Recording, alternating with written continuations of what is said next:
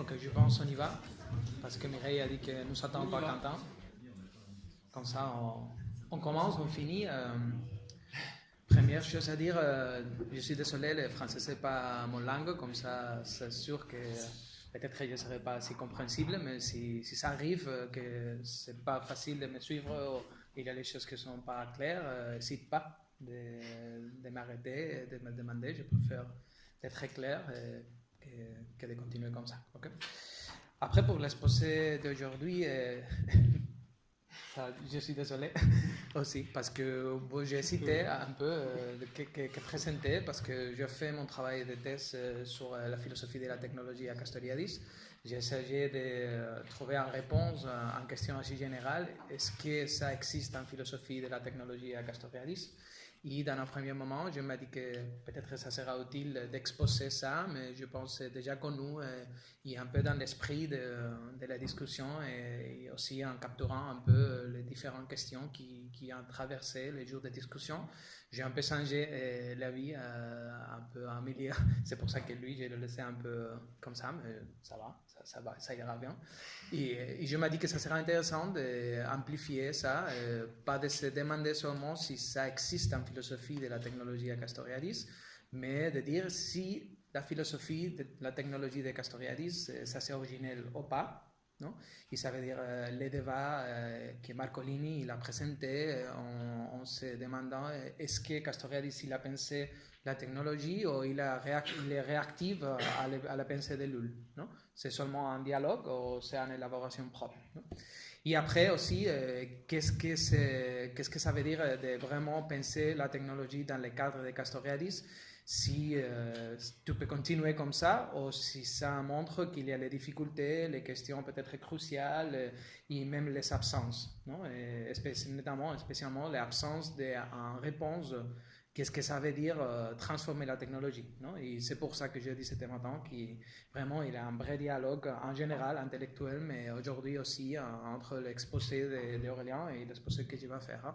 Comme ça, l'idée c'est les 3 points, non? Un peu, oui, récupérer cette idée de Castoriadis comme philosophe de la technologie, parce que finalement, il n'a pas beaucoup de travail sur ça. Non? Tu as quelques articles, Fotopoulos, Cabrera, Dumesnil, ça a été travaillé aussi pour Viver, un très bon article de François Bérard, mais je pense la thèse que j'ai faite c'est la première, donc comme ça je vais récupérer quelque chose. Je vais aussi présenter pour les questions Elul quelques matériels que j'ai trouvés à l'archive, à l'IMEC aussi, parce que je m'occupais un peu de trouver les correspondances, un peu les récits de cette histoire, qu'est-ce que ça passait. Et l'autre, ça sera un peu de l'élaboration propre. Ça c'est d'abord un peu l'idée. Ok, je pense que nous pouvons distinguer 4 moments de la pensée, si tu veux, technologie de Castoriadis. La première, c'est lié à son pensée sur le socialisme en général. Il y a un deuxième moment assez intéressant, que je pense c'est le moment de l'élaboration philosophique les plus forte, où la technologie, ça vient à être un objet socio-historique assez pensé, assez travaillé, avec les traits caractéristiques. Et il y a un troisième moment où Castoriadis, je pense, il se rencontre avec Ellul et ça commence à changer peut-être son position, même de se rapprocher à lui. Il y a un quatrième qui ça n'existait pas, non? Mais qui a été planifié pour lui et qui s'était pensé à fond les questions technologiques et que de la première fois, ça sera non, sería le conditionnel, non? Ça pourrait être un livre qui n'a jamais existé, que c'est Le Grand Sommeil, non? Et que je vais vous raconter un peu sur ça. Si nous commençons pour les questions du socialisme, non? C'est classique sur le contenu du socialisme. Il ressort qu'un élément central de sa proposition de Castoriadis, c'est de transformer intégralement les champs productifs. Si l'on suit les philosophes franco-grecs, la contradiction fondamentale du monde contemporain se résumera à l'opposition entre dirigeants et exécutants. Okay? Nous connaissons ça. D'une certaine manière, il y a deux côtés à la manière où, à partir de ça, il a pensé l'autonomie. C'est clair qu'il y a l'autonomie politique, non? Et ça c'est lié à la question de l'autogestion ouvrière, que c'est censé évoluer vers un système de type soviétique. Non? À ce moment, la plupart des décisions relatives à la vie collective seront prises dans les soviets, mais à ce moment-là, il y a aussi un côté autonomie matérielle forte. Non? Je pense que c'est les moments où nous pouvons écouter Castoriadis en parlant d'autonomie matérielle de manière la plus claire de toute sa vie. Non? Parce que, pour lui, l'autonomie politique marche main dans les mains avec une autonomie matérielle. Et c'est ainsi que Castoriadis il a signalé, et je le cite, que cette société socialiste n'est caractérisée en premier lieu ni par la liberté politique, ni par l'expansion des forces productives, ni par la satisfaction croissante des besoins de consommation, mais par la transformation de la nature et du contenu de travail, ce qui signifie la transformation consciente de la technologie héritée de façon à subordonner pour la première fois dans l'histoire cette technologie aux besoins de l'homme, non pas seulement en tant que consommateur, mais en tant que producteur. Autrement dit, au sein de la praxis instituant radicale que supposera la construction, ou pour mieux dire la création d'une société instituée socialiste, à ce moment-là nous parle de ça, la modification des technologies existantes et la création de nouveaux cadres de technologie sont absolument indispensables. Mais c'est intéressant parce qu'il y a une petite histoire de cette formulation de l'autonomie matérielle. Parce que tu veux, il y a les deux différentes formulations sur contenu de socialisme. Si tu cherches ce type de réflexion sur la question technologique à la première formulation de ça, c'est pas possible de le trouver. Non, il n'est pas là. Non? La question technologie, dans les premières formulations sur contenu de socialisme, c'est pas présent, c'est pas une question centrale, mais après, dans les 12e versions, les 55, tu peux arriver à voir que les structures technologiques de travail, c'est un noyau de l'aliénation. Non? Et c'est intéressant, qu'est-ce que ça s'est passé pour que la 12e version sur le contenu du socialisme a cette centralité-là. Et pour répondre un peu à cette question, j'essayais peut-être de montrer si c'est vrai la thèse de Marcolini. Non, Marcolini il a dit que la différence cruciale là, c'est la lecture de la technique de l'enjeu du siècle.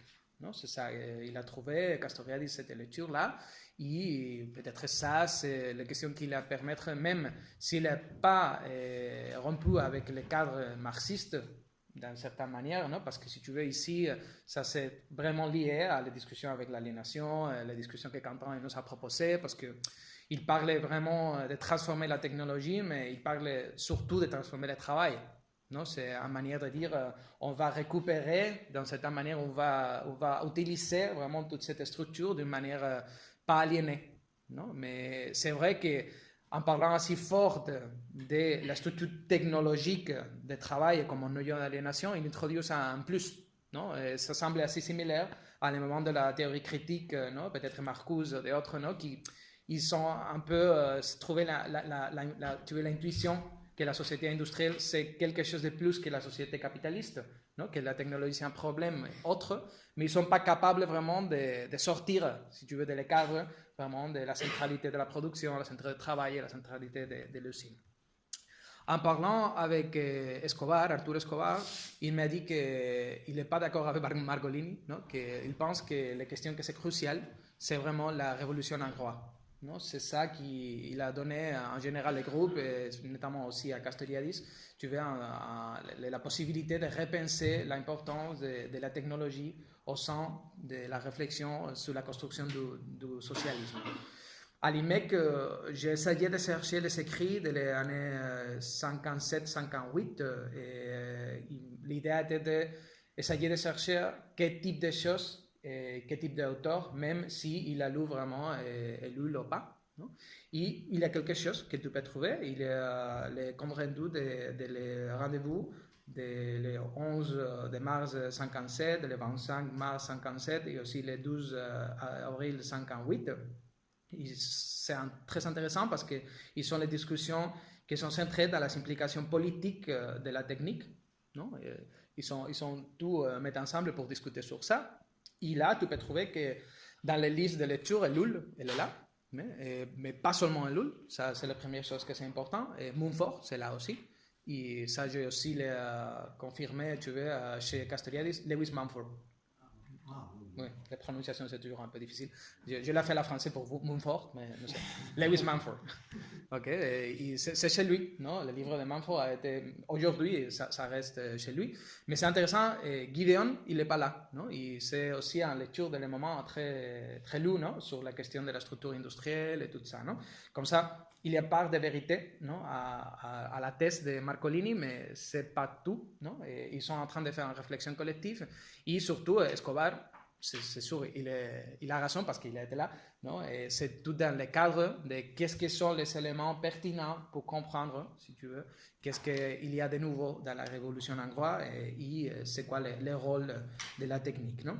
Son position, en général, dans ce moment-là, dans les années 50, c'est qu'il est possible de dominer la technique, la technologie.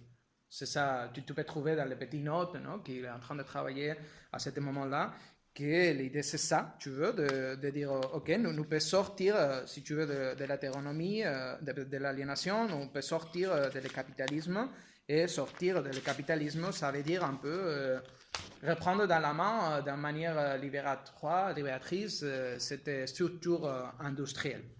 Et je trouve que c'est assez important cette conclusion parce que, même de manière inconsciente, non, je pense que ça, c'est une ligne qu'il a gardée d'une certaine manière et qui est peut-être assez utile pour comprendre quelques incohérences, je veux dire incohérences, que nous pouvons trouver, que nous avons déjà trouvées aujourd'hui, vis-à-vis son position en regard de la société industrielle, mais aussi l'utilisation de la technologie, la question d'échelle, tout ça. Non? La racine de la pensée technologique, vraiment, c'est cette idée de dominer la technique. Mais c'est clair qu'il a une grosse évolution.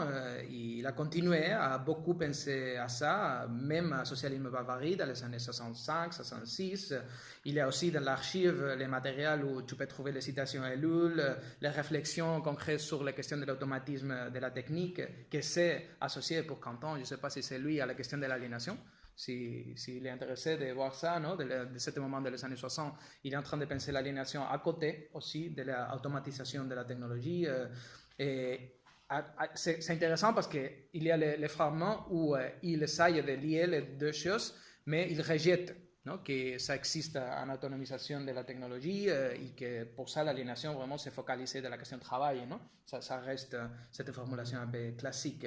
Mais dans les années 60, il commence à penser, si tu veux, sur les questions de progrès, sur la question de la neutralité, à côté des mouvements antinucléaires, non? Il y a quelques annotations sur le nucléaire et comme ça, donne un exemple de qu'il y a une non-neutralité. Et je pense que c'est tout cet marma de travailler, non? Qui devient finalement l'expression la plus connue de son travail sur la technologie. C'est les plus connus articles techniques, non? À l'Universalis. Aussi, tous les endroits où il parle de technologie sont pas mal d'endroits à l'institution imaginaire de la société, les premiers carrefours de l'Aveyron, non? C'est toute une élaboration où cette ontologie, pour moi, matérialiste du changement socio-historique que développe Castoriadis, non, est caractérisée par une dynamique de l'histoire et caractérisée par une pluralité radicale de forces, non? Ça, c'est intéressant, non? Ça, c'est une de si tu veux, les rapprochements qui fait qu'il est plus proche de la sociologie allemande ou d'autres, non, que finalement de le marxisme, non, de parler de cette pluralité de forces. Oui, tu veux, les institutions, les éléments de la société instituée, non, que s'entremêlent, s'influencent réciproquement dans un processus qui est autre se présente comme une création radicale, apparition ex nihilo, non? Dans tout ce cadre que nous tous connaissons, la technologie, finalement, constitue simplement une force supplémentaire. C'est un autre élément qui rentre dans cette description ontologique. C'est un élément parmi d'autres au sein de l'ensemble des forces qui permettent de saisir les changements socio-historiques. Et je le cite. La technique est dimension essentielle de la création d'ensemble qui représente chaque forme de vie sociale, élément de la constitution du monde en tant que monde humain, création. Non? Ce point de vue fait partie de ce qu'on appelle habituellement le paradigme de la non-neutralité de la technique. C'est un problème très classique à la philosophie de la technologie. Même mon idée, mon propos dans quelques publications, c'est que tu peux vraiment diviser toute l'histoire de la pensée de la technique autour de ce problème-là. C'est pour ça que je l'ai choisi d'être le centre de mon travail de thèse. Non? Parce que vraiment, il y a la différence entre les gens qui comprennent que la technique c'est une création sociale et que tu veux, il n'est pas neutral parce que c'est lié, ou c'est une autre chose, non? C'est un automatisme, c'est extérieur, non? C'est un trait naturel, mais c'est non social. Pourtant, il est neutral dans le sens qui, vraiment, tu ne peux pas l'analyser, tu ne peux pas le juger per se, tu ne peux pas seulement juger l'usage, non? C'est seulement l'humain, tu veux, qui fait, non? Qui utilise l'utile, qui utilise la technologie, qui peut être jugé, non? Parce que l'utile per se, tu veux, c'est pas social, c'est pas jugeable, non? Si n'existe pas ce mot. Comme ça, Castoriadis, c'est clair, si il est un philosophe de la technologie, il est un philosophe de la technologie de certaine manière, il est de le côté de la non-neutralité, non? Et tu le peux voir, il y a 2 extraits que c'est très clair, non? Je les cite, toute société crée son monde, interne, externe, et de cette création, la technique n'est ni instrument, ni cause, non? Il n'est pas à l'extérieur et il n'est pas non plus un pur instrument, non? Mais dimension, ou pour utiliser une meilleure métaphore topologique, partie partout dense, non? Ça c'est un endroit, et en sciences modernes, intégration philosophique, c'est un texte aussi crucial, il dit qu'il existe une fallace de la séparation des fins et des moyens. C'est une autre manière de dire aussi que ça existe la non-neutralité, non? Les fins d'une société ne sont en premier lieu rien d'autre que ce que ces moyens constamment produisent. Et la société n'utilisera ces moyens qu'en vue des fins qui sont les siens. Elle ne peut pas de reste faire autrement parce que ces fins sont inscrites dans la matérialité même. Ça, c'est très important pour les choses que je vais discuter après, non? Et ces fins sont inscrites dans la matérialité même, la nature, l'organisation des moyens. Non? C'est intéressant pour repenser un peu cette question ontologique, non? Parce qu'ici, il est assez clair de dire, tu veux, que la société, ça veut dire la signification imaginaire sociale, la structure ontologique, c'est inscrit. C'est un verbe intéressant, non? Parce qu'il nous parlait où c'est la société, non? Où c'est la signification institutionnelle, la signification imaginaire sociale. Ils sont dans la matérialité, dans la nature et dans l'organisation des moyens, non? Ils ne sont pas seulement dans la tête, ils ne sont pas seulement dans la subjectivité, non? Même dans les institutions. Ils sont aussi ici, ils sont dans la matérialité. C'est une interprétation de la, si tu veux, non-neutralité assez forte. Dans mon thèse doctorale, j'ai mobilisé un peu les implications de cette chose. Je ne veux pas vraiment utiliser beaucoup de temps pour ça, mais c'est intéressant parce que cette position de non-neutralité, c'est intéressant pour faire une critique simultanée des positions qui normalement et apparemment sont antagoniques. D'un côté, la conception instrumentaliste, non? Cette idée de la technique, c'est seulement un instrument, que ça donne une idée de la technologie complètement docile, non? Complètement, tu veux, innocente, non? Et de l'autre côté, le déterminisme technologique, non? Que vraiment, le déterminisme technologique, c'est le tout pouvoir de la technologie, non? Les deux, non? Toutes les deux partagent une position qui est discutable et que c'est discuté, non? Que c'est la possibilité de comprendre la technologie comme domaine désencastré du monde historique et social, pour reprendre l'idée de Polanyi. Non? C'est finalement ça, non? De dire c'est non neutral, ça veut dire c'est vraiment pas désencastré, c'est encastré. Tu vois? Et ouais, ça c'est intéressant parce que si tu ne fais pas ça, vraiment tu ne peux pas faire la politique de la technologie.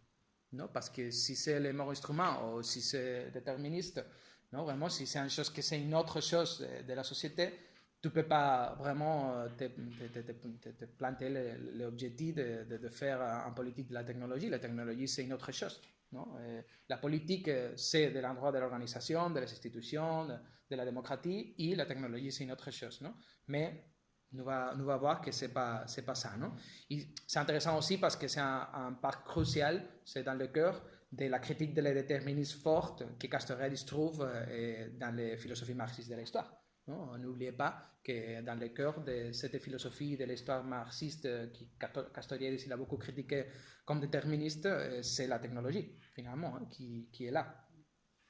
Comme ça, tu veux, on peut trouver à ce moment-là en position non neutrale, en position de la technique comme création radicale, non? En position qui nous pouvons beaucoup plus développer parce qu'il y a toute la dérivation de Keynes à niveau ontologique, il y a toute la dérivation aussi de la description de la modernité, non? Et il y a beaucoup de choses, c'est 700 pages écrites comme ça, il y a beaucoup de choses que nous pouvons discuter, mais je vais garder cette idée, non? D'un moment dans les années 60-70 où il est surtout focalisé dans cette idée de la technologie c'est notre création et comme ça nous pouvons la modifier.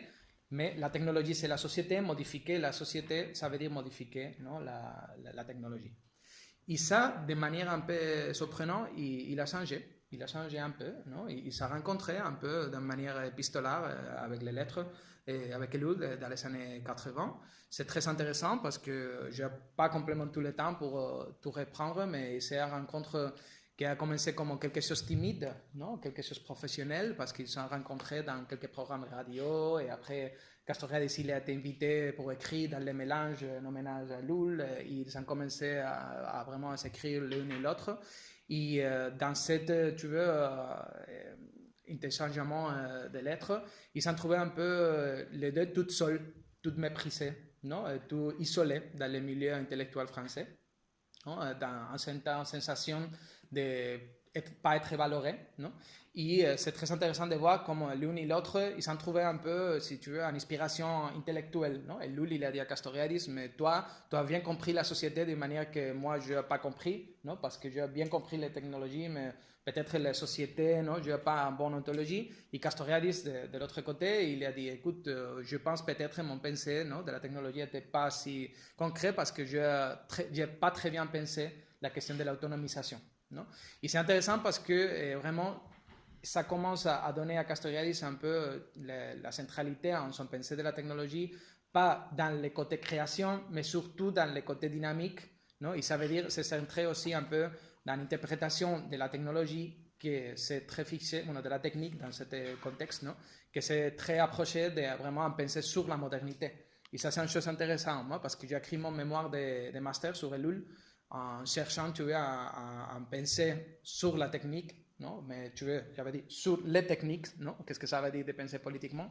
À la fin, même si je l'aime beaucoup à Ellul, je pense qu'il n'est pas un penseur de les techniques, non? Il est un penseur de la modernité, surtout. Il est un penseur qui est à côté d'Adorno ou d'autres, non? De cette idée de comme ça va, tu veux, la dynamique de la transformation de le monde moderne, non? C'est quoi les rôles, c'est quoi les acteurs, c'est quoi la dynamique, est-ce que nous pouvons pousser ou pas, est-ce que ça devient une chose impersonnelle, non? Tout ça, c'est les problèmes qu'il a, non?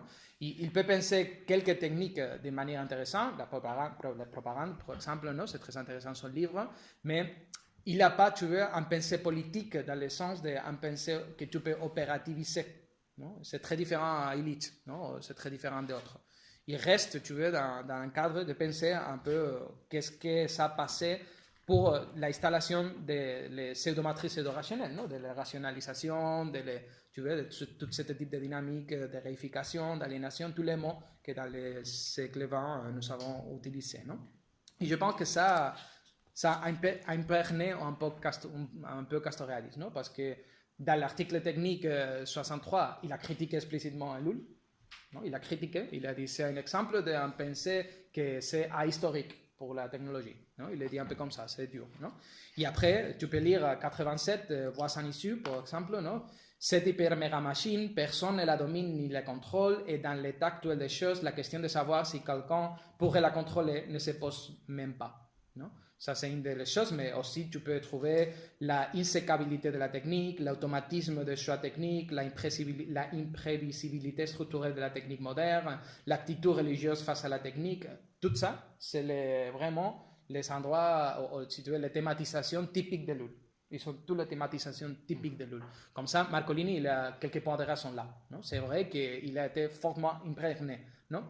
D'une manière un peu contradictoire parce que il a fait son position, la position de Ellul, contre lui-même, d'une certaine manière, non? Parce que je pense, et je vais proposer un peu, non, que c'est possible de penser dans le cadre castoriadien la technique, la technologie, et même l'automatisation de la technologie d'une manière plus intéressante que Ellul l'a fait. Non? Mais il a choisi un peu, non, de faire ça. Il a fait ça aussi dans un article que je n'ai jamais lu parce que je n'ai pas accès à ça, qui s'appelle Les Grands Sommeils. Non? Les Grands Sommeils, c'est un article qu'il a écrit pour je vais ici les notes. Wow. Bon, je ne le trouve pas, mais tu vois, il a écrit pour l'année aussi 87 pour un papier, tu dis comme ça, un périodico, un newspaper, non? Et que ça n'a été pas récupéré après, mais en cherchant ça à les archives, il a trouvé une chose très intéressante, que c'est toute une boîte, non, qui s'appelle les Ransommail, où il y a un cahier de tous les projets de travail qu'il a planifiés dans les années 80 pour repenser radicalement et politiquement son présent. C'est intéressant pour les accusations aussi de que Castoriadis s'est complètement dépolitisé ou il a perdu l'intérêt à l'actualité, parce que vraiment, il a esquissé de faire toute une nouvelle analyse de la manière un peu socialisme barbarie. Ça donne un peu l'impression de c'est quoi les principaux problèmes aujourd'hui, et parmi d'autres la technique, et qu'est-ce que ça veut dire de repenser la situation actuelle dans le cadre de la montée de l'insignifiance, de la privatisation des individus. C'est le moment où il est en train de parler de tout ça. Je pense, oui, c'est le Sud-Ouest peut-être où il a publié, mais je ne peux pas trouver maintenant. Comme ça, le problème de ça, c'est qu'il n'a pas fait. Vraiment, il ne l'a pas fait et ça reste une chose à faire. Il n'a pas fait cette nouvelle analyse. Et les cahiers, ce n'est pas facile de comprendre.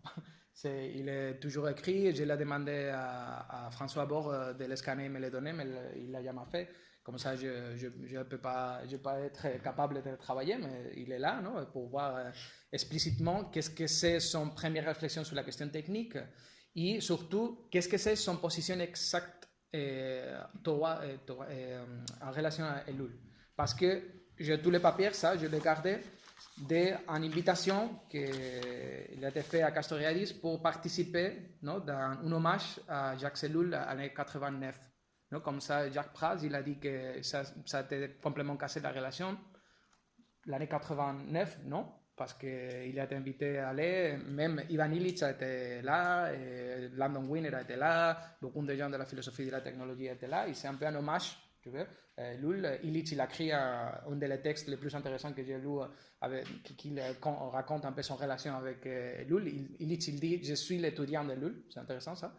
Et Castoriadis, il participe là, il a tous les notes qu'il a pris pendant la conférence, pendant toutes les réflexions de la conférence de Ellul, mais c'est à déchiffrer, c'est pas complètement clair, mais il y a quelques matériels là dans cette cahier. Mais ça veut dire que, en conclusion de ce moment, si tu veux, de ce troisième moment, c'est que ça a été, tu veux, un moment ouvert, ça n'était pas un moment fermé.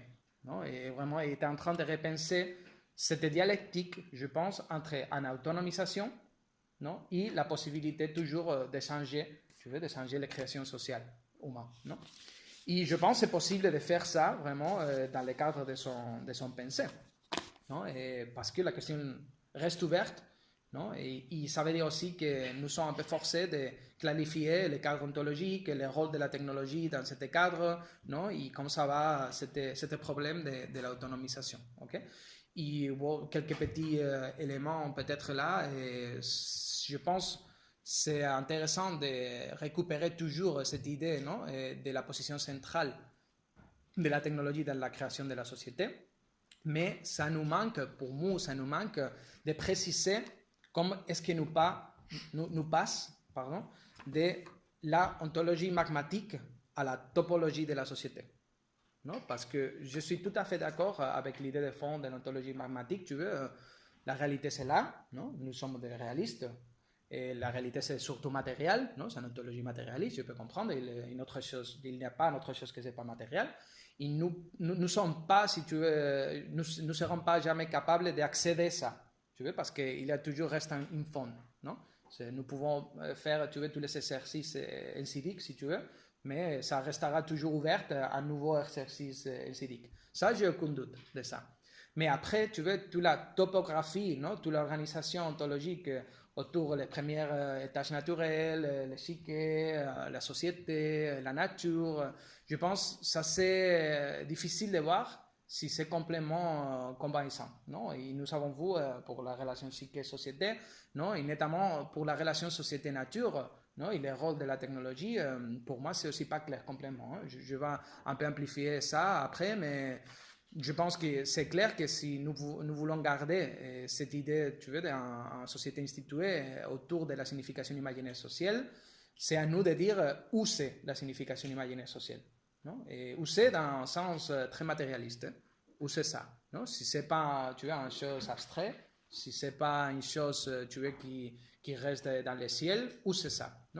Dans les individus, c'est clair, dans notre capacité de création, avec peut-être l'intersubjectivité et tout. Dans les institutions explicites, c'est aussi clair, je pense. Mais je pense que l'autre endroit où les significations imaginaires sont, c'est la technologie, la matérialité. Non? Je pense intéressant ce que Mireille a dit de cette dimension économique, non? Structurelle. Je sais pas, ils sont là. Non? Mais de dire ça, c'est pas réduire l'originalité de Castoriadis, je pense, parce que c'est pas dire que tu peux reconstruire la société, non, à partir de cet objet, de variés que j'ai dit, non? Non, ça c'est impossible de faire ça. C'est impossible parce qu'il y a toujours la possibilité d'une nouvelle création. Il y a le reste, que c'est cet reste magmatique, non? Qui peut toujours, se remobiliser, non? Peut toujours réapparaître, peut toujours créer. Non, mais si nous ne sommes pas capables de construire une topographie spécifique, je pense que nous allons tomber tout le temps dans les accusations d'idéalisme, non? Dans les accusations d'avoir un avis un peu abstrait sur ça. Non? Et pour ça, je pense que la technologie, c'est intéressant. Finalement, il y a un autre côté, si vous voulez, de travail un peu philosophique autour de la technologie de Castoriadis, que c'est assez intéressant et que vous connaissez aussi très bien.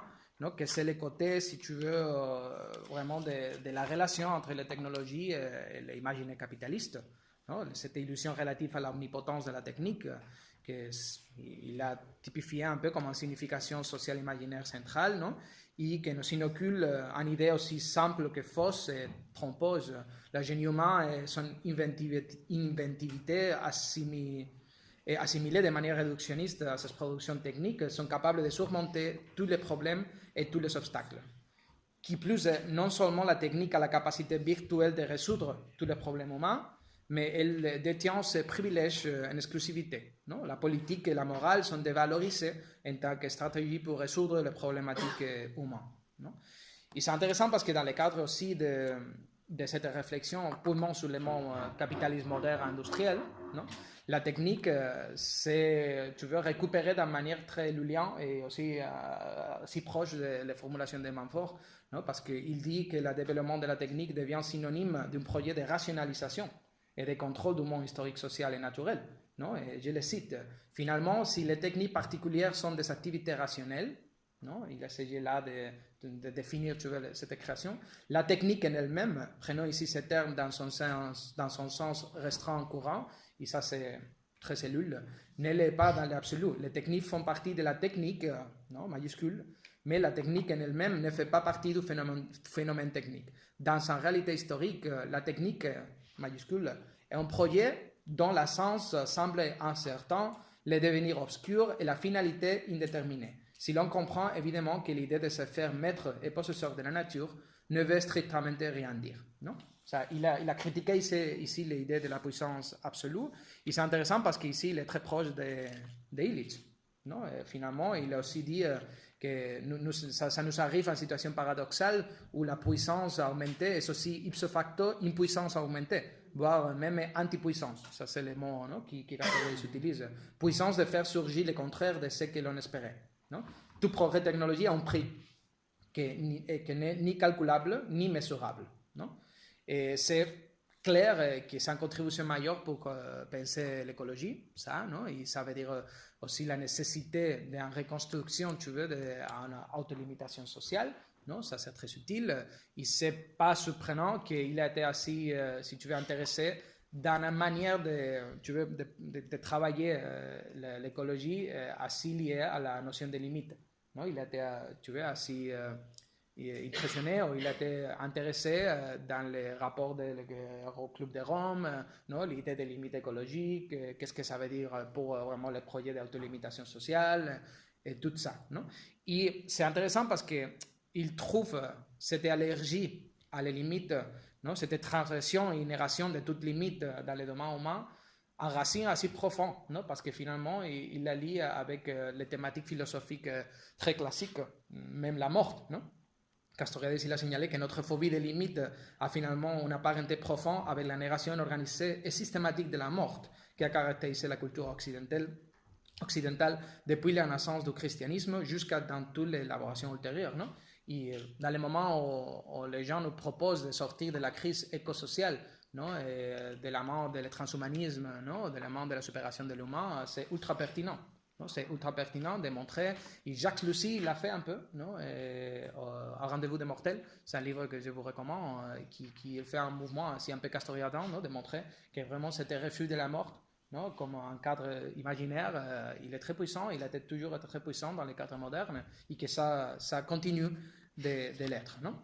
Comme ça, si vous voulez, nous sommes un peu forcés, dans cette manière, à agir, non? À penser en autonomie que c'est basé sur notre condition mortelle, notre condition fragile, non? Et par conséquent, ça nous force un peu à assumer la nécessité de faire avec les autres à l'intérieur des limites de notre petite planète Terre. Non? Ça veut dire, pour moi, c'était autolimitation. Non? Mais si ça, c'est le programme, non?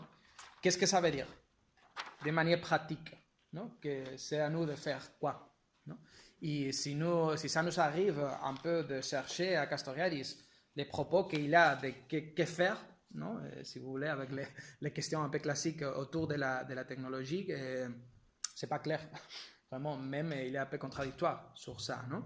Parce que, tu vois, dans le moment initial que nous avons discuté, c'est pas complètement utile pour penser que faire autour de la technologie parce que c'est interprété de manière très réductive à côté du travail, dans le cadre un peu de le marxisme et tout ça, non? Comme ça te donne les typiques stratégies classiques de faire la révolution, non? Tu fais la révolution et après tu récupères ça et bon, ça c'est fait. Ok, je pense que ça c'est pas utile. Ok. Après, si tu veux, si tu pars de l'idée de la technologie comme en création sociale, non? Même si c'est partiellement autonomisé, tu as une direction à travailler. Non? Les premières choses à faire, c'est dénaturaliser ça, non? Dénaturaliser cette idée de progrès, finalement, non? D'autonomie, cette idée d'infaillibilité de la technologie, non? De les réatterrir, de les reconceptualiser comme en création, si tu veux sortir de l'hétéronomie, non? Face à la technique. Mais sortir de cette hétéronomie, c'est pour faire quoi? Parce que dans le carrefour de la règle numéro 1, non, il dit qu'il reste dans un problème d'universalisation qui ne pourrait être éliminé pour un retour vers des communautés quasi autarquiques. Comme ça veut dire dire non à l'écart industriel. Dans le domaine de l'homme, il dit qu'il sera illusoire de penser que nous pourrons rétablir une société pré-industrielle. Non? Et comme ça, nous ne pouvons pas questionner l'industrie. Non? Mais aussi les communautés, tu veux, de la contre-culture qui essayent, tu veux, d'essayer notre forme de vie, ils sont contradictoires, non? Ils sont à l'intérieur de l'écart industriel parce qu'ils utilisent les phonographes. C'est un peu facile, tu veux, l'argument, mais ça aussi, c'est un voie sans issue, non? Et finalement, aussi, dans le rôle de ville dans la construction de l'Europe, que c'est un test tardif, de 89, il dit il semble impossible d'envisager une future civilisation humaine en dehors du cadre de ville. Non, mais les villes, si tu veux, à ce moment-là, les méga-villes, c'est un des centres de notre problème écosocial. Tu veux, à niveau de consommation, à niveau de transport, à niveau, tu veux, d'énergie et tout. Non? Mais en même temps, il peut valoriser, tu veux, le travail des Grecs qui travaillent avec tu veux, les arbres, la culture paysanne, non? Et que c'est un peu, si tu veux, comme ici sont les paysages de mon vacances, ça c'est bien, non? Je peux valoriser ça. Non, mais après, qu'est-ce que ça veut dire politiquement, non? Je ne suis pas sûr, je n'ai pas les réponses, mais j'ai quelques intuitions, non? Et c'est pour ça que je dis que moi, je me peux trouver assez proche de quelque chose que Aurélien il a dit ce matin. Hein? La première chose, c'est clair que pour moi, tu ne peux pas sortir de la crise socio-écologique actuelle sans, tu veux, repenser la société industrielle. En direction, non? Parce que, si tu veux, il y a un lien assez étroit entre les croissances, non? Les croissances économiques, les consommations d'énergie et la destruction écologique. Non? Et ça veut dire, tu veux, que toutes les structures que nous avons construites pour soutenir notre besoin dans les cadres des villes, non? Et utilisant la médiation des marchés et de l'État, non? Ça ne va pas. Si tu fais ça, tu veux, les prix à payer, c'est vraiment de peut-être faire de la terre un endroit impossible d'habiter. Non? Après, est-ce que tu veux, ça veut dire que c'est à nous de dire non à tout? Non, c'est pas si facile, non? C'est pour ça que c'est intéressant de reprendre, tu veux, et François Bérard, il l'a fait, non? Castoriadis et Illich, non? Fait l'inventaire, c'est cette idée de Illich, non? Et, bon, qu'est-ce que c'est que nous avons? C'est quoi la relation que ça entretient avec le reste du monde? Est-ce que nous pouvons découper, si tu veux, ça de le reste? Non? Parce que notre problème actuel, il y a un chercheur de la Suède, non? Sweden? Suède. Oui, qui s'appelle Alf Hornborg, non? Il est aussi un penseur de la technologie d'un côté non neutral, non? Qui dit finalement, si tu veux, la technologie dans notre société, c'est une expression pure, si tu veux, de l'interchangement écologique et économique inégal. Non? La technologie, quand ça apparaît ici, ça veut dire toute la société que c'est inégal à niveau, tu veux, d'extractivisme, de destruction écologique, tu veux, des structures salariales, des structures sociales, des guerres, non? Comme ça, c'est à nous de penser, repenser, non? Quel type de technologie, quel type de techniques se peut découper de tout ce type de dynamique, non? Et ça, je pense, c'est le travail à faire, vraiment, hein, partir d'une repolitisation de la question technologique pour poser vraiment la possibilité d'un exercice autonome vraiment autour de la technologie pour trouver, construire, adopter, tu veux, si vous voulez, des technologies différentes. Et c'est intéressant parce que ça donne aussi une réflexion plus générale sur qu'est-ce que ça veut dire construire l'autonomie. Non? Et ça revient une autre fois sur la question ontologique. Non? Parce que la société autonome, comme totalité, ça va venir de qui et ça va construire comme. Non? Parce que ça ne sera jamais le moment où la pluralité ça disparaître, non? Même si nous n'aimons pas les mots l'agonisme disparaître, parce que c'est là la différence, non? C'est là la différence, c'est là les conflits, non? Ça n'arrivera pas le moment où tous les gens vont être d'accord, non? Et ça n'arrivera pas le moment où toutes les infrastructures, non, que nous avons construites, mais aussi les droits, aussi les lois économiques et tout, va disparaître, non? Comme ça, c'est à nous de chercher un processus. Un processus que c'est capable, tu veux, de manière réaliste, de faire une transformation de manière simultanée dans les mondes matériels, dans les mondes institutionnels et aussi dans les côtés, si tu veux, subjectifs, non? Tu veux, en général, dans tous les mondes de signification instituée. Non? Et là, je pense que c'est très intéressant de voir que même s'ils ne sont pas la solution finale, tous les exercices de reconstruction de l'autonomie matérielle, toutes les alternatives dans l'économie sociale et solidaire concrète, non? Si tu veux, tous les propos qui sont dans le cœur de la décroissance, non? De la propose de la décroissance, et ça inclut aussi non? Repenser la technologie dans le cadre peut-être de la low-tech. Non? Moi, dans le travail que je fais à l'Espagne, non? Que ce n'est pas à côté exactement de Castoriadis, je propose de parler de techniques humbles, par exemple. Non? Tout ce type de matérialisation concrète, ils sont, tu veux, un exercice de construction d'une société autonome, dans le sens où ça commence, tu veux, à faire un conflit et même peut-être à nous faciliter de sortir de la dépendance, non, tu veux, des structures qui sont liées aujourd'hui à la technologie et à la société capitaliste. L'existence de les alternatives, c'est déjà une possibilité pour, tu veux, ouvrir la clôture de l'hétéronomie, parce que ça montre qu'il y a une autre possibilité là, que tu peux le faire. Non? Et il y a aussi un potentiel, si tu veux, de devenir à une échelle un peu plus grande, non? Parce que ça montre, tu veux, qu'il y a les manières d'aller de notre position dans une autre position. Non? Finalement, dans cette idée, non, de l'ontologie fichiste ou l'ontologie que c'est pas fichiste, est-ce que peut-être le changement social, il n'est pas rien d'autre chose qu'une accumulation, si tu veux, de ce type de conflits, non, instituants, qui donnent, tu veux, un nouveau équilibre, non? Et est-ce que ça nous permet de continuer de penser strictement, non, et toutes les sociétés comme en totalité fermée ou non? Ça, c'est les questions ouvertes que j'ai. Hein? Ce ne sont pas les questions qui sont ouvertes, non, mais par contre, je ne suis pas vraiment dans le côté hégémonie, dans le côté la tour et tout ça. Hein. Je trouve ça complètement insuffisant. Hein. Je peux comprendre que finalement, c'est de construire une autre société. Hein. Ça veut dire construire une autre culture, non? Construire un autre cadre. Non? Mais je pense, Stéphane, tu l'as montré très bien, ce n'est pas facile. C'est quoi la structure de la société, où c'est les limites d'une société à une autre, non? Dans quel moment nous pouvons dire que la société a changé ou non? Est-ce qu'il n'y a jamais seulement une société, non? Parce que si tu prends en sérieux cette relation entre la technologie et un élément indéterminément imaginaire, c'est tout le même aujourd'hui, hein, dans certaine manière. Il y a les différences qui restent, de langue, de religion, de coutumes et tout, mais il y a un noyau assez profond que c'est notre dépendance d'éléments industriels, non, que c'est partagé comme ça. Est-ce qu'il y a seulement une société aujourd'hui? non? Peut-être l'idée, c'est de découper, non? De récupérer une autre société. Bon, tout ce type de questions, je pense, qui sont liées à la possibilité de penser en action politique de construction d'autonomie, non? D'une manière, je ne sais pas si volontariste, peut-être, non? Ce n'est pas si loin de la manière de les penser de la Validardo, non? De construction spécifique de comment, mais qui a, je pense, le potentiel de tout transformer. Et il s'inclut, et comme ça, je vais fermer définitivement, en 40 minutes, notre lien à la nature. Parce que l'autre chose que je trouve un peu problématique dans les pensées de Castoriadis, c'est vraiment son conception de la nature.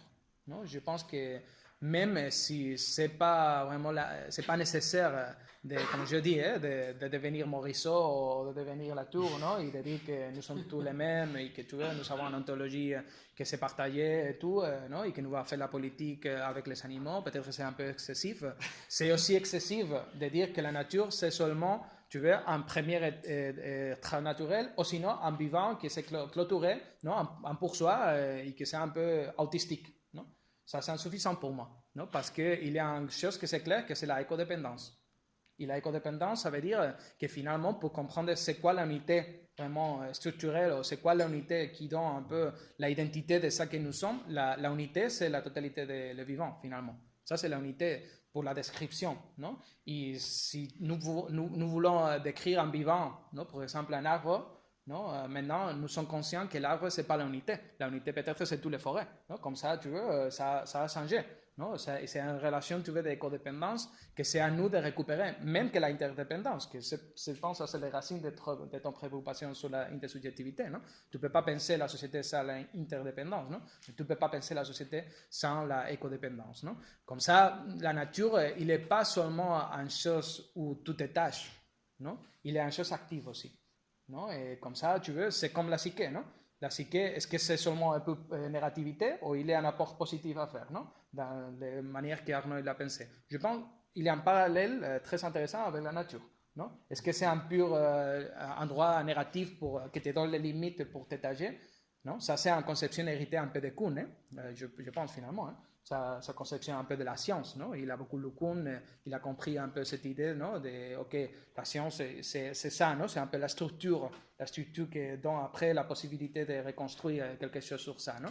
Ou c'est aussi quelque chose d'actif, hein? Je pense que c'est quelque chose d'actif qui pose, tu veux, des limites et qui aussi participe, non? Et le réchauffement climatique aujourd'hui, non? Ça fait clair que c'est pas seulement en limite, c'est en dynamique, non?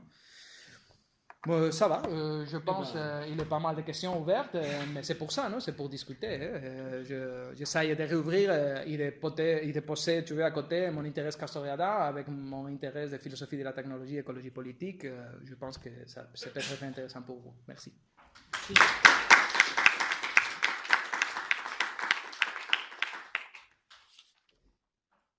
Merci beaucoup, Adriane, pour cet exposé. Effectivement, qui pose énormément de questions, mais on est là pour ça. Hein. On n'a pas forcément les réponses, d'ailleurs. C'est ça qui est, moi non plus. Qui est angoissant. Mais on va essayer peut-être je sais pas, de les créer ensemble, ou en tout cas d'essayer de poser. En tout cas, je pense qu'il faut. C'est un terme qu'il faut retenir de Castoriadis, c'est quand même la lucidité. Et au fond, la lucidité, c'est aussi avoir, j'allais dire, conscience un petit peu des limites de ce que Castoriadis appelle le projet d'autonomie. Et là, pour le coup, l'exemple de la technique, c'est quand même un exemple assez intéressant, paradigmatique, pour voir justement, me semble-t-il, toutes les limites de la notion de projet d'autonomie, dont par exemple Stéphane a montré un petit peu ce matin les limites, parce que d'un point de vue politique, voilà, penser l'autonomie, mais à quelle échelle, hein, si je reprends ce que disait Aurélien aussi ce matin, et puis voilà. Alors, je vais me contenter vraiment de quelques remarques très très rapides, hein, parce que je veux surtout qu'on puisse avoir une dernière demi-heure là de libre discussion. Mais il me semble que vraiment tu mets le doigt sur beaucoup de choses. Alors, la première chose, hein, c'est vraiment déjà, je trouve que cet exposé, il nous apprend énormément de choses sur les rapports de Castoriadis et Ellul. Bon, on avait déjà appris hier avec Jacques Prade que Ellul aurait dû préfacer la technique ou l'enjeu du siècle. Hein. Donc moi, je ne savais pas du tout personnellement qu'il y avait des rapports aussi étroits entre Ellul et puis Castoriadis, même si quand on lit bien sûr les textes de Castoriadis sur la technique, Voie sans issue par exemple, bon, on voit très clairement qu'il y a on va dire, une inflexion très claire de la pensée de Castoriadis en ce qui concerne la technique par rapport, oui, au texte du contenu du socialisme que tu évoquais et qui peuvent apparaître rétrospectivement peut-être un petit peu naïfs. Voilà, bon, on va changer de technique parce qu'on va passer à une société socialiste et donc on va créer une technique qui va correspondre réellement aux besoins humains. Et au fond, je me dis, Castoriadis qui dénonce la conception instrumentale de la technique, d'une certaine manière, là, dans ce texte-là, il est en plein dans une conception instrumentale de la technique. Donc il me semble qu'il y a vraiment un progrès de ce point de vue-là considérable de la pensée de Castoriadis au contact de la pensée d'Ellul. Je ne sais pas s'il avait lu le système technicien, par exemple, qui va encore plus loin, parce que dans le système technicien, Ellul, en prenant en considération quand même quelque chose d'excessivement important, et on est bien placé pour le savoir, nous qui arrivons après, c'est la révolution informatique, qui permet, là, pour le coup, j'allais dire, de créer une unité, on va dire, de toutes les technologies, et au fond, de resserrer, je dirais, moi, l'étau encore, de l'hétéronomie, parce qu'au fond, voilà, on se sert de ces outils, mais en même temps, là, c'est aussi quelque chose avec lequel je suis complètement en accord, par rapport à ce que dit Castoriadis, il faut sortir de la fallace entre moyen et fin, je suis un lecteur de Simmel, et au fond, Simmel nous montre que l'argent, c'est jamais simplement un moyen, ça peut être une fin, et qu'au fond, il y a aussi une influence des moyens sur les fins. Les moyens transforment les fins, c'est pas simplement les fins qui se servent des moyens.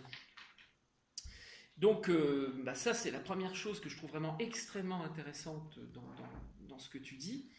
La deuxième chose qui me paraît essentielle dans ton exposé, c'est que ça met, et toute la dernière partie de ton exposé le montre très bien, un petit peu, ça met en évidence les limites, quand même, j'allais dire, d'une transformation révolutionnaire, je ne sais pas comment l'appeler, mais en tout cas dans le sens de l'autonomie, on va dire, de la technique aujourd'hui.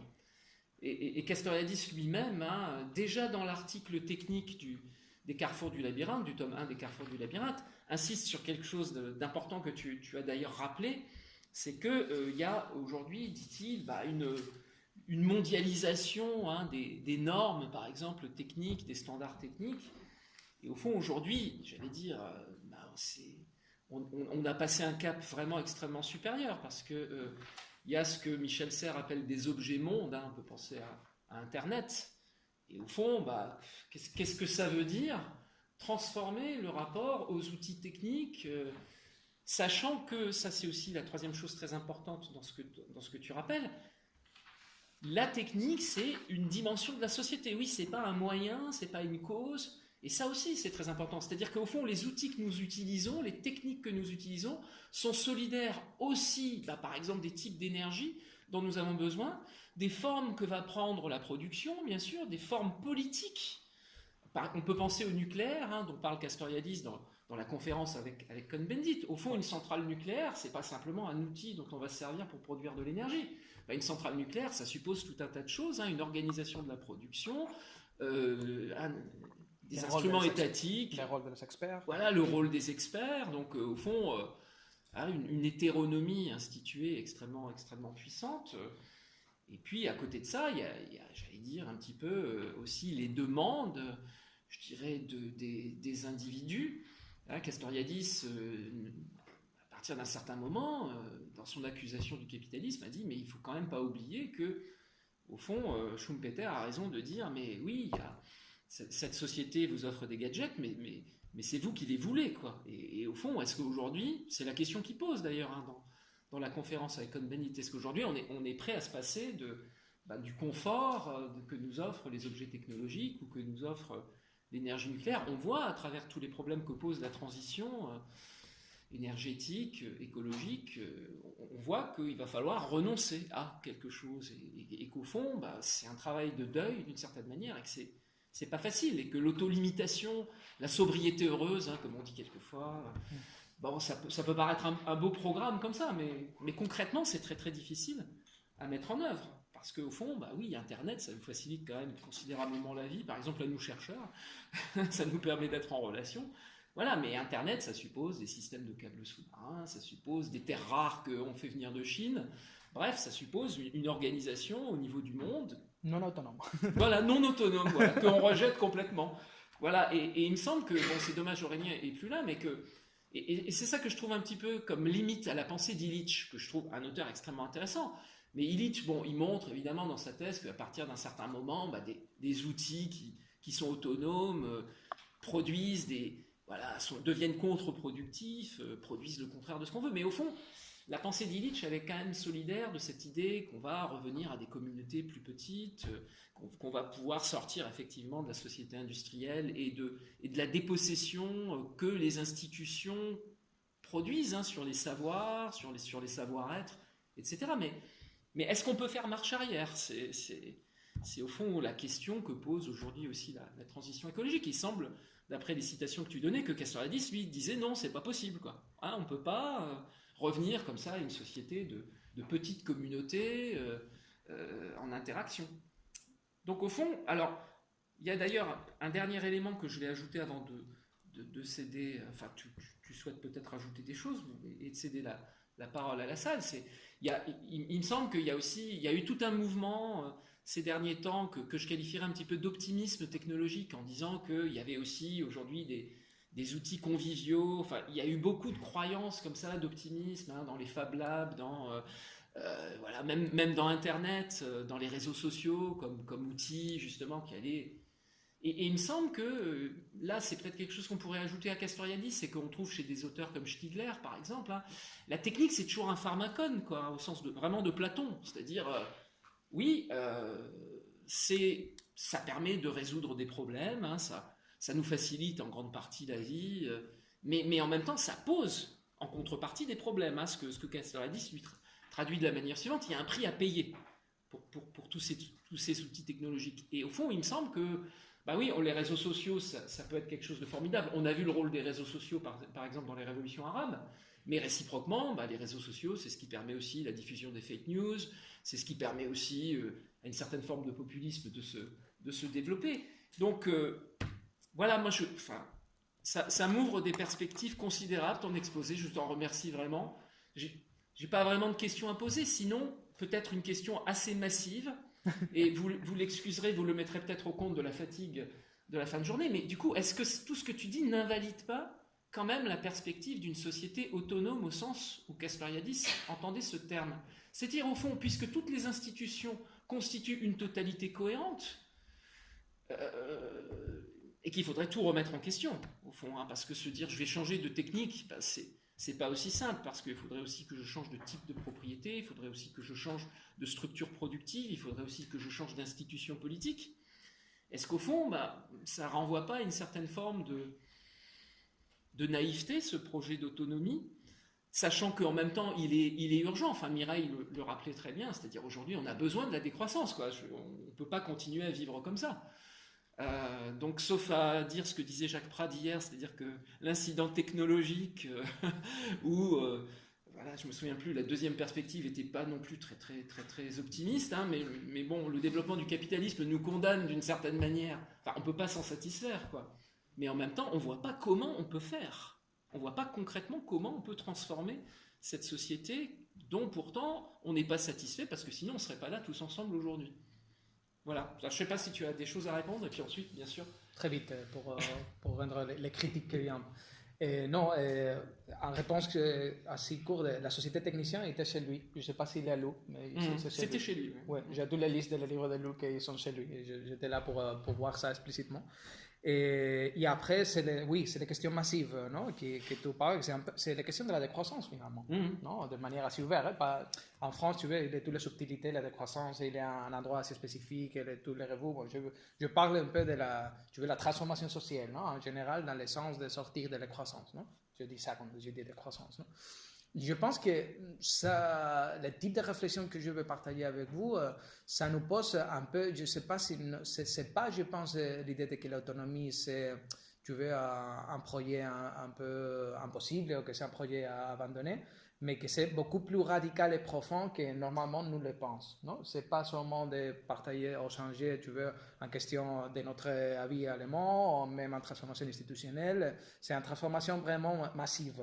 Où vraiment les liens étroits que nous avons construits entre le soutien de la vie, la nécessité, non, le soutien des corps, des humains.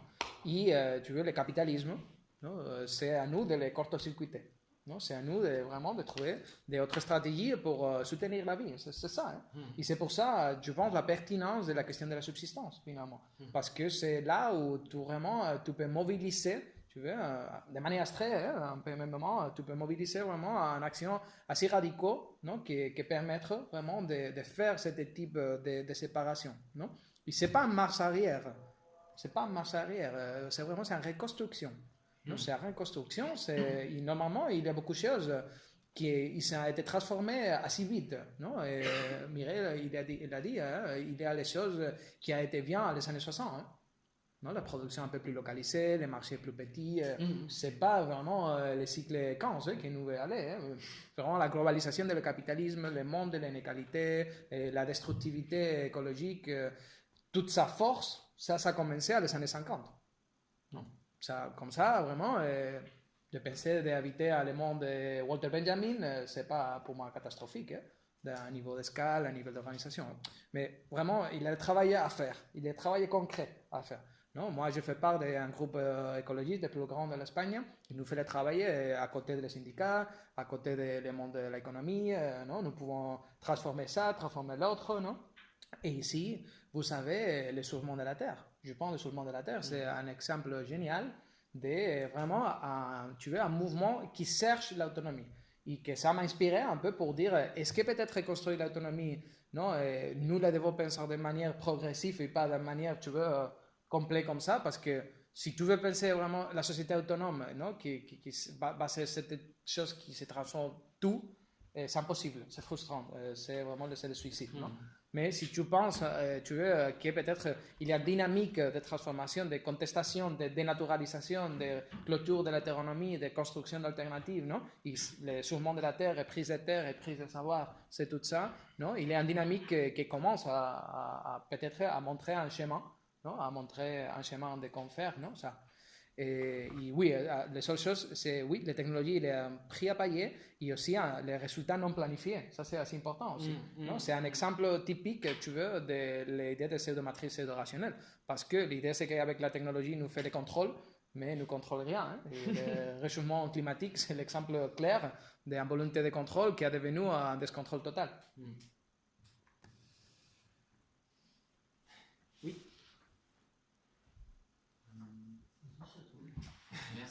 Quentin, nous le faisons nous-mêmes L'autogestion. Ok, parfait. Non, parce que c'est bien, hein, nous le pouvons faire.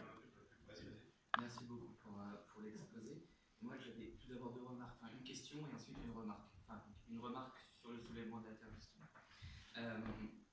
Ma question, c'est plutôt sur la critique de Castoriadis de l'histoire comme déterminisme dans le marxisme. Et il y a une partie qui est très intéressante dans l'institution imaginaire de la société, enfin la première partie, c'est-à-dire qu'il critique le marxisme aussi, en ce que le marxisme oublie la technique dans l'histoire. Il y a ce passage-là que je trouve intéressant, où il dit que une conception déterministe oublie le fait qu'il y a eu des civilisations qui ont eu certaines techniques qui ont été oubliées par la suite. Et moi, la question que je me posais, c'est dans le cadre d'une société autonome, comment on pense l'oubli de la technique? Comment on pense la non-transmission en quelque sorte dans le temps long aussi, mais ça peut être aussi dans le temps court, notamment sur les questions, enfin ça revient souvent dans les débats, hein, mais sur les questions du nucléaire par exemple. Parce que c'est pas seulement une question de langage, de transmission du langage et de perte du langage, même s'il y a ça qui rentre en jeu, c'est aussi une perte des techniques et une perte du savoir-faire autour du nucléaire. C'est la question, sans doute un peu large, mais je ne sais pas si tu la traites, c'est comment on pourrait penser l'oubli de la technique au sein d'une société autonome. Voilà. Sur les soulèvements de la Terre, justement, pour rejoindre ce que disait Arnaud Tonès, c'est sur toute la complexité de la société autonome et notamment d'un mouvement autonomiste. Bon, ces derniers temps, le soulèvement de la Terre a été très médiatisé, notamment par sa dissolution. Et il y a un article, je n'ai plus le site en tête parce qu'il n'est pas si connu, mais c'est un article dans un blog militant qui est paru d'anciens membres du soulèvement de la Terre. Et il y a une critique très claire, parce que le soulèvement de la Terre, je ne suis pas spécialiste, mais ça part notamment de la ZAD de Notre-Dame-des-Landes, où il y a un groupe qui s'est formé, et justement ensuite, le soulèvement de la Terre a grandi pour devenir dans une stratégie de massification des luttes écologiques. Et l'objet de la critique de cet article, c'est de dire que justement, il n'y a pas d'autonomie, de pratique de l'autonomie au sein de ce supplément mandataire, c'est-à-dire qu'il y a une direction en quelque sorte, donc avec des porte-paroles qui ont été mis en lumière et qui sont de plus en plus connus. Il n'y a pas de, c'est-à-dire que dans l'objectif de massifier le supplément mandataire, le mouvement lui-même, et de ramener avec des coups de force comme à Sainte-Soline, il y a une perte d'autonomie à la base. Et en fait, simplement la remarque, c'est pour dire que si on s'intéresse peut-être un peu plus au supplément mandataire, je ne sais pas si les personnes l'ont fait ici dans l'amphithéâtre, ça peut permettre justement de montrer toute la difficulté d'un mouvement et de la pratique de l'autonomie. On est dans une logique de bureaucratisation ou du moins de rupture entre la base et la direction, le porte-parole. Voilà. Merci. Très vite, le problème que tu dis a été, je pense, assez intéressamment traité dans le cadre de l'idée des communes négatives. Non? Cette idée, tu vois, toutes les choses qui sont là, peut-être ils sont nocives, ils sont l'héritière que nous avons et qu'il y a quelque chose à faire. Non? C'est un commun que c'est imposé, mais que c'est un commun, c'est à gérer. Non? Et c'est assez clair aussi pour la subsistance. Et c'est intéressant parce que dans les études d'histoire de la science, non, cette idée de le savoir-faire, il devient de plus en plus important. Je connais le même type de bibliographie que toi sur la question de le nucléaire. Non? Il y a beaucoup de gens qui se préoccupent. Est-ce qu'il y a quelqu'un qui est capable aujourd'hui de démonter un bombe nucléaire? C'est une question qui s'ouvre. Parce que tu vois, nous ne le faisons pas non, maintenant, et comme ça, nous n'avons pas les savoir-faire que c'est toujours incarné dans une corps, dans une personne qui est capable de faire ça. Non?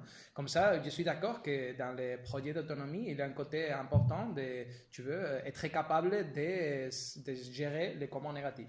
Non? Et ça, c'est pas inutile de les récupérer parce que c'est un point intéressant. Hein?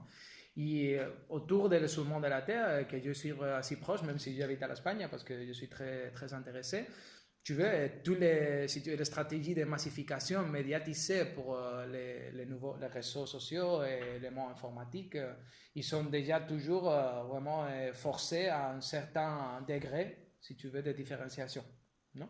Mais que ça invalide des fonds, tu veux, les projets, que ça invalide, tu veux, les pratiques et tout, je pense pas. Je n'ai pas lu l'article que tu dis, non, mais je pense que, tu veux, le potentiel, c'est de voir le soulèvement de la Terre en connexion avec les reprises de terre, les reprises de savoir, non, en connexion, tu veux, avec tout un mouvement de récupération, reconstruction de la subsistance, ou participer tu vois, un mouvement sur le monde de la Terre, c'est pas seulement les moments où tu vas en grosse manifestation que peut-être quelqu'un il a planifié, que peut-être quelqu'un se le porte-parole, non? C'est vraiment un compromis plus intime, je pense, à la reconstruction, à la récupération de la subsistance quotidienne, non? Et ça, c'est des fonds, je pense, l'objectif.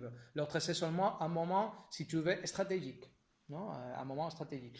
Mais ça devient, si tu veux, les mêmes débats des mouvements ouvriers, finalement. Hein? C'est quoi le rôle de l'échelle, nous s'organise de quelle manière, mais invalider. Non? Et pour moi, les choses les plus intéressantes qui s'est passé dans les côtés écologistes à l'Europe dans tous les siècles, pour ce type d'argument, je ne suis pas convaincu.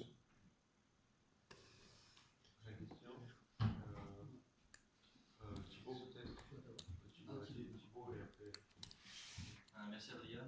J'ai une question sur la structure argumentative et la rigueur logique de l'argumentaire de Castoriadis au sujet des techniques. Pour la poser, il faut que je fasse un très bref détour par comparaison avec, par exemple, Achille Mbembe. Achille Mbembe, il a écrit un bouquin, c'est Brutalisme. Et puis dans ce bouquin, il propose une critique de la technique qui est très claire. Et dans cette critique de la technique, il dit, grosso modo, l'argumentaire c'est le suivant, disons c'est la majeure, toute forme de vie est digne d'être vécue. Et puis il y a la rationalité technique qui, elle, est une forme de brutalisation. Mais comment il définit la brutalisation? Il définit la brutalité ou le brutalisme ou la brutalisation comme une destruction des formes de vie pour les ragencer d'une certaine manière. Donc la majeure, ce serait la suivante, finalement, ce serait de dire toute forme de vie mérite d'être vécue.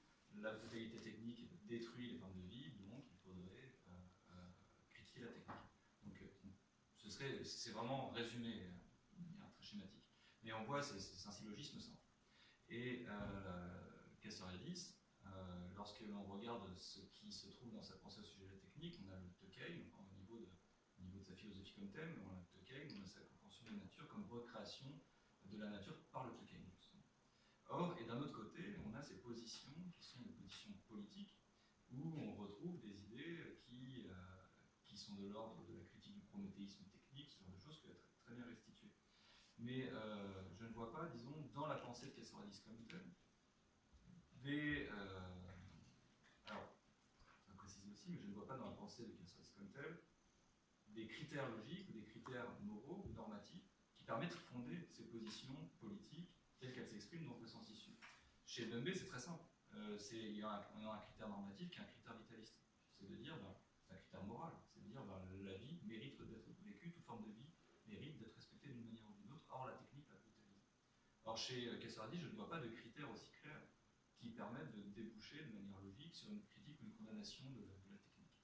Et au contraire, on a des prises de position qui, d'un point de vue, disons, philosophique, sont plutôt pas favorables à la technique, mais font de la technique une dimension inéliminable de l'activité humaine, et même qui positionne la nature dans la dépendance de la technique. Donc, on a ça dans la philosophie de Castoriadis tout de même. Alors peut-être qu'il faut nuancer les différentes formes de la technique selon lui. Il y a des modalités, des institutions particulières de la technique, mais d'un point de vue strictement logique, d'un point de vue de l'argumentation, je ne vois pas comment Castoriadis parvient en fait à ces positions telles qu'elles sont développées dans ces textes d'opinion tels que Voix sans issue. Donc en fait, la question que je pose, c'est est-ce qu'il y a chez Castoriadis un fondement normatif ou quelque chose de clair qui permettrait, d'un point de vue logique, au-delà de l'expérience finalement, ou de la condamnation, ou de la, on est choqué, une condamnation, un argumentaire philosophique. Ce serait ma question.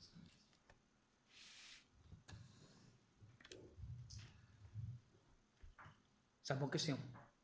Je réfléchis un peu sur ça parce que c'est vrai qu'il y a toute la dimension, tu veux, de son description de l'éduquin que je ne vais pas récupérer ici parce que ça peut être un peu lourd. Et ça s'est connecté un peu avec une idée simple, je pense, non? La technique, c'est une trait naturel, si tu veux, de l'humain. Comme ça, tu veux de dire non à la technique, c'est ridicule. Non? Castoriadis, il n'a jamais fait ça. Hein? Moi non plus. Je pense peut-être Heidegger dans un certain moment, je pense que la normalité des gens ne fait pas jamais ça. Non? Mais si tu veux, tu cherches, tu me demandes s'il y a quelque chose de normatif, et c'est impossible de trouver une chose normative parce qu'à niveau de description ontologique, la technique, c'est un trait humain. Non? Les seuls argumentaires que tu peux trouver, c'est socio-historique toujours. Non? C'est quel type d'expression technique nous savons construire, non? En relation avec quel type d'imaginaire et avec quel type de conséquences. Non? Comme ça, je pense qu'il y a un lien que c'est, je ne sais pas si logique, mais ce n'est pas ontologique, c'est socio-historique, non? D'une certaine manière. Et ça, c'est très lié, peut-être, par exemple, le travail qu'il a fait à réflexion sur le développement, la rationalité, non? Ou d'autres articles où il a montré, non? De manière que c'est assez proche à la critique anti-industrielle, que pour comprendre qu'est-ce que ça veut dire l'imaginaire du capitalisme, non? Toutes les différentes forces qui participent, nous avons besoin de comprendre une conception spécifique de la nature, et les technosciences, et la construction de la science moderne. Et c'est ça, finalement, qui a donné, si tu veux, une inertie que c'est tout à fait, non, logiquement compatible avec son ontologie. Nous le connaissons, non? C'est un des traits fondamentaux de toutes les institutions, de toute la construction socio-historique, non? De la signification imaginaire sociale, de s'enraciner à la société, de trouver l'hétéronomie, non? De chercher l'hétéronomie pour ne pas être contesté et d'avoir, si tu veux, l'inertie, non?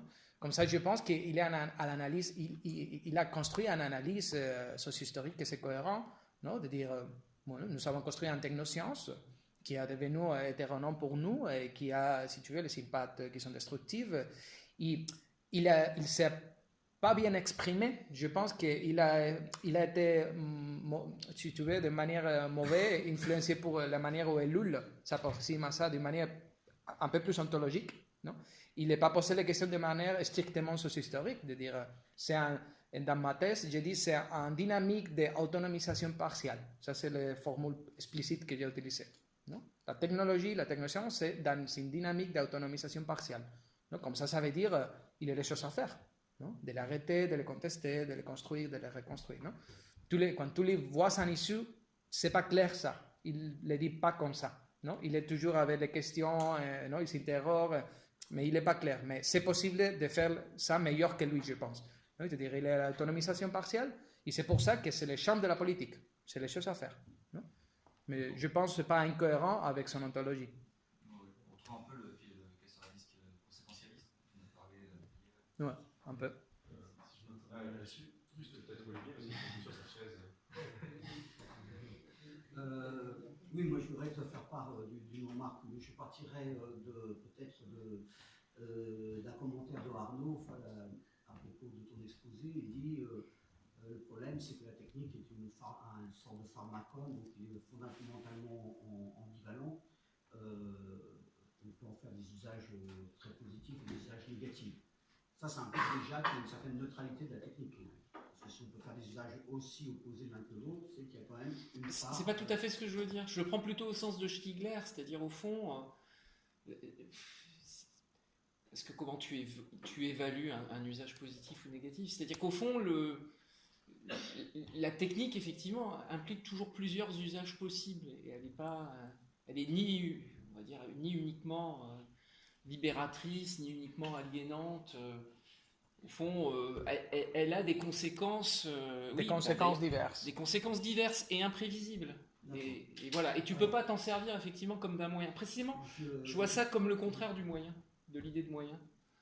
Je poursuis quand même mon raisonnement. En tout cas, pour moi, le fait qu'elle soit comme un espèce de pharmacone n'est pas un problème en soi, parce qu'on pourrait décider très bien, à chaque fois qu'une nouvelle possibilité technique se présente, de mener ensemble une réflexion sur les avantages et les désavantages, et est-ce qu'on l'adopte ou on ne l'adopte pas. Mais en fait, la situation n'est pas du tout celle-ci. Et là, je veux faire un lien avec l'exposé précédent sur l'aliénation de Quentin.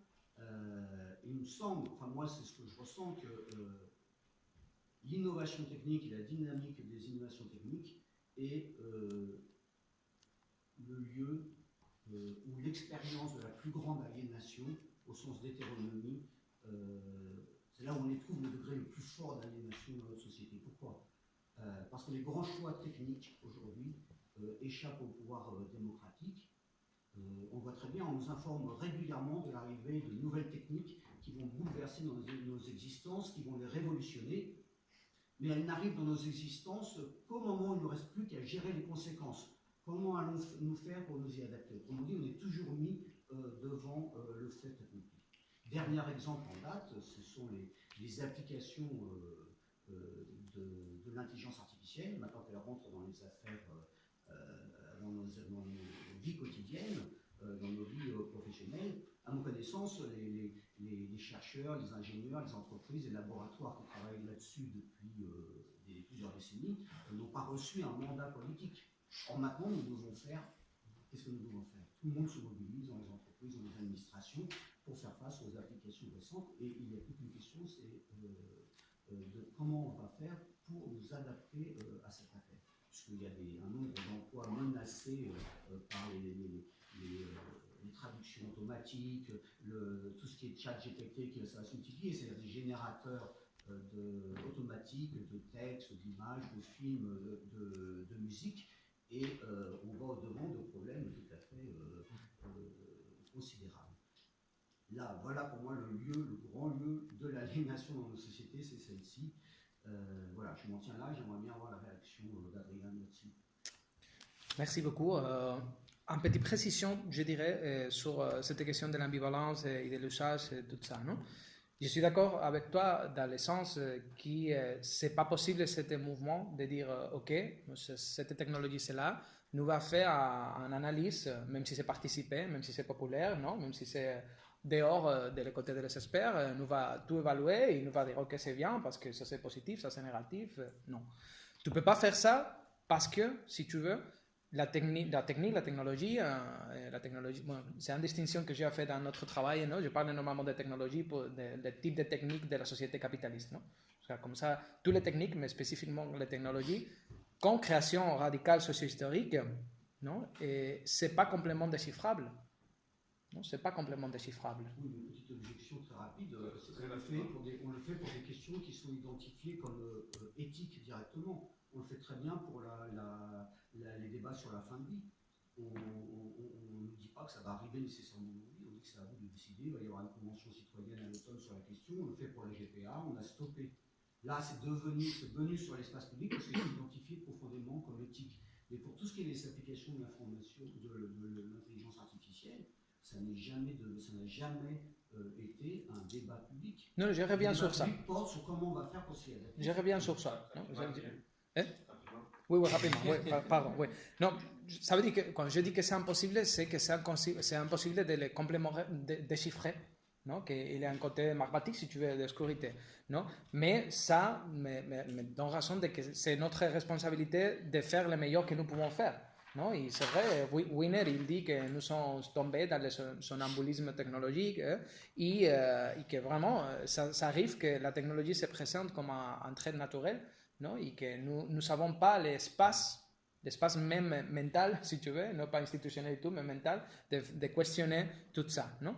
Mais à la fin, si tu veux, c'est le projet. Le projet, vraiment, et dans l'intelligence artificielle, c'est très clair, il est en continuité avec cette idée de pseudo-matrice pseudo-rationnelle, finalement, non? Parce que c'est l'idée de couper, de détruire l'opacité du monde, non? De tout taxifier, non? De tout connaître, de tout substituer, le vivant pour les machines. Comme ça, tu veux, quand je parle de faire en action politique autour de la technologie, c'est similaire à ça que tu dis, non? De dire ça c'est notre construction, nous va essayer de le déchiffrer de la meilleure manière que nous sommes capables de le faire, et en assumant la nécessité d'être précautif, parce que tu veux, il y a des choses qui vont arriver que nous ne pouvons pas prévoir, non? Un peu d'humilité, d'humilité, je ne sais pas comment dire ça, non? Mais de poser les limites claires politiques à ça, non? Comme ça, nous sommes d'accord. Je peux passer mon tour. Ok. C'est une autre question peut-être pour finir. Stéphane et peut-être une dernière fait court. Celui-là sont courtes. Très rapidement, mais c'est certainement le défi le plus radical, comme Arnaud disait, au projet d'autonomie, parce que évidemment, plus la visée d'autonomie par la technique montre notre hétéronomie complète, puisqu'on ne sait pas s'en servir, on ne sait pas le réparer, on ne comprend pas. Et, je veux dire, Aurélien est parti, mais l'autodétermination, c'est la manière dont les sociétés humaines, pendant des centaines de milliers d'années, savaient construire et utiliser tous leurs objets techniques. Et ça a été... Donc, et là, depuis 5000 ans, au moins, disons, depuis l'agriculture, la révolution néolithique, la plupart des humains, et nous encore indéfiniment plus, utilisent des objets dont ils n'ont aucune idée de la manière dont ils fonctionnent. Donc, comment pourrait-on dire, y compris quand la visée d'autonomie sur son propre corps, pour avoir une procréation assistée, etc., pour la fin de vie, comment pourrait-on dire que ça a un quelconque rapport avec une autonomie? C'est tout. Donc, le problème, une fois posé, c'est pour ça que Castoriadis est extrêmement ambigu, mais il ne peut pas le résoudre, parce que lui, il est admiratif de la science, admiratif de la connaissance, il y a un vrai, là, c'est un homme des Lumières, je veux dire, il est vraiment... Et donc, l'application technique, il se contente de dire, ah bon, on n'a pas voté pour les OGM. Il ne dit pas que les OGM, c'est mal, dans le débat. Il dit, ce qu'il faudrait, c'est qu'on vote dessus. Mais même si nous, 70 millions de Français ont voté sur les OGM, qui comprendrait vraiment, on peut exposer, comme il dit, 2-3 arguments. Et donc, c'est le rôle des experts, des techniciens, des centrales nucléaires. Et donc, c'est un problème insoluble, totalement insoluble. Tu presque convaincu dans le sens que je suis d'accord que c'est un des principaux défis, c'est pour ça que je l'ai choisi, non? Pour l'étudier, pour travailler sur ça, non? Mais en même temps, oui, si tu veux, il y a un côté vraiment d'expansion de l'hétéronomie qui est central, non? Mais aussi, c'est ouvert, tu veux, à faire les choses différentes, parce que c'est pas, comme je dis, c'est pas en marche arrière. Il y a un côté, tu veux, d'innovation, de reconstruction, de récupération. Il y a les gens, par exemple, de la télé paysan, il y a les gens ici, des ingénieurs qui repensent qu'est-ce que ça veut dire, non? Soutenir la vie d'une manière que c'est pas, tu veux, complètement fixé dans les grosses échelles, non? Dans la dépendance, interdépendance dans les mauvais côtés, non? Et tout ça. Après, c'est à faire la transformation de ça, non? Mais c'est pas différent à penser notre transformation psychique, notre transformation institutionnelle, non? C'est à nous de vraiment construire les voies. Les voies, c'est pas une voie sans issue, c'est une voie à construire. C'est une bonne interrogation. Oui, je sais. Il y a eu des décisions politiques, hein, c'est-à-dire que par exemple quand l'éducation nationale a fait un partenariat avec Microsoft alors qu'il y avait des logiciels libres, bah, là il y a eu un manque de responsabilité politique de la part de l'État. Choix politique. Il y a eu un choix politique, voilà.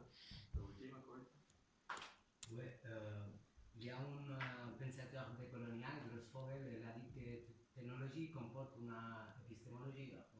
Preciado coincide con eso y en el manifiesto contrasexual, Preciado afirma que l'homme cis hétéro c'est un dispositif technologique per la reproducción nacional, precisamente. Après Luther, la epistémologie de la représentation à l'histoire de l'art de Luther, c'est también una argumentación de Preciado en cette ¿no? Alors, si n'est pas possible la souveraineté technologique, peut-être c'est un peu provocateur, ¿no? Como que